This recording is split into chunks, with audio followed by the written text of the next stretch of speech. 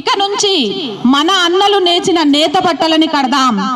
కనీసం వారానికి ఒకసారైనా సరే మన సంస్కృతిని ప్రతిబింబించేలా ఇల్లు అలంకారం చేసుకుందాం.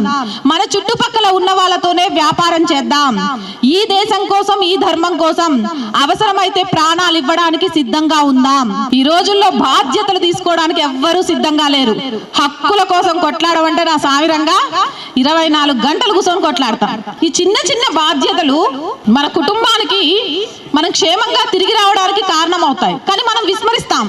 ఆ జుట్టు జరిగిపోయింది, హెల్మెట్ లేకపోతే గల్లీ చివరి దాకే కదా. ఆ గల్లీ చివరిలోపు ఏం జరుగుతుందో ఎవరికి తెలుసు? హెల్మెట్ పెట్టుకోకపోవడం వల్లే జరిగిన యాక్సిడెంట్లలో ప్రాణాలు పోగొట్టుకున్న వాళ్ళ సంఖ్య ఎక్కువ.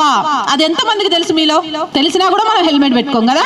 సీట్ బెల్ట్ పెట్టుకోవడం, ఓటు వేయడం, జీబ్రా క్రాసింగ్ దగ్గరే రోడ్డు క్రాస్ చేయడం, సిగ్నల్ పడగానే మనం ఆగిపోవడం, గ్రీన్ లైట్ రాగానే మనం వెళ్ళడం, ఇలాంటివన్నీ మనం రోజు చేయాల్సినే చెయ్యం. పైగా మనం ఏం చేస్తామో తెలుసా?